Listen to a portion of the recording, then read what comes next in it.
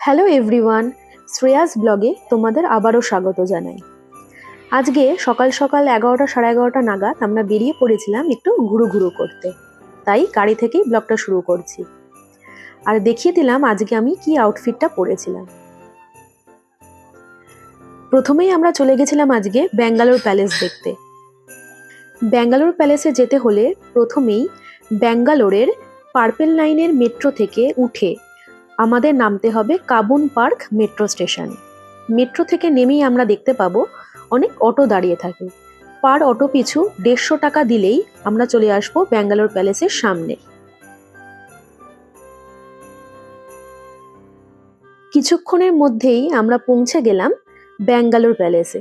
দেখো বাইরে থেকে কি সুন্দর ভিউটা। এখানে পার টিকিট পিছু ইন্ডিয়ানদের 270 আর ফরেনারদের 500 করে।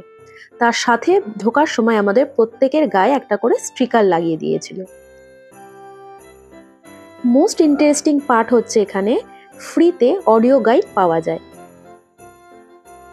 ব্যাঙ্গালোর প্যালেসটি 19বিংশ শতাব্দীতে মাইসরের রাজা চামারাজেন্দ্র বাদিয়ার তৈরি করেছিলেন 1887 সালে। প্যালেসটি 81 বছরের পুরনো। প্যালেসের টাইমিং হলো সকাল 10টা থেকে বিকেল 5:30 অবধি। আর সাধারণত প্যালেসটি বন্ধ থাকে মানডে করে।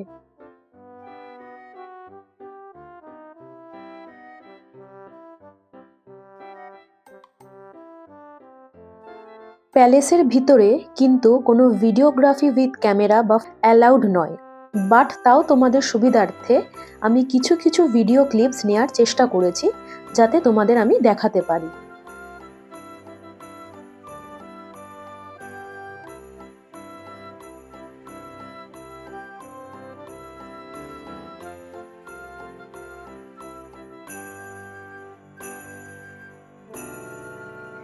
এই প্যালেসটি বিখ্যাত ইন্ডিয়ান এবং ইউরোপিয়ান বিভিন্ন অ্যান্টিক ফার্নিচার, ফর্টিফাইড টাওয়ার্স আর স্প্লেন্ডিড ব্যাটেলমেন্টের জন্য।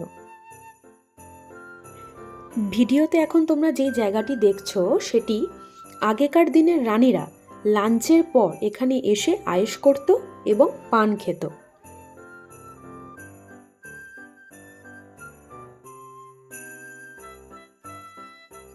প্যালেসটি ঘুরতেই মোটামুটি আমাদের 2 থেকে 2.5 ঘন্টা সময় লেগে গেছিল।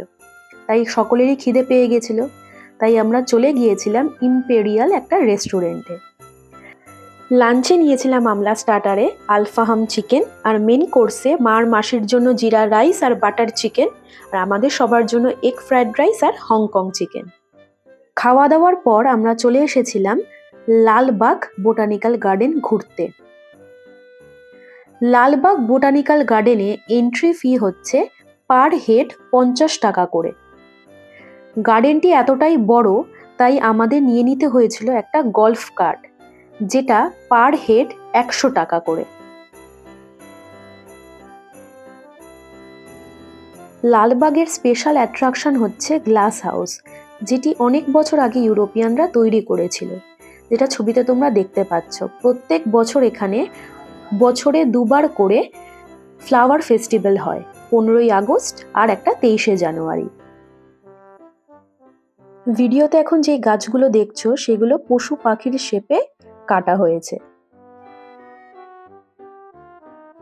আর এখানে যে ঘড়িটা দেখছো সেটা ব্যাঙ্গালোরে বিখ্যাত কোম্পানি HMT তৈরি করেছিল। 41 বছর ধরে ঘড়িটা এরকমই চলছে। সবার শেষে আমরা চলে এসেছিলাম লালবাগ লেক দেখতে।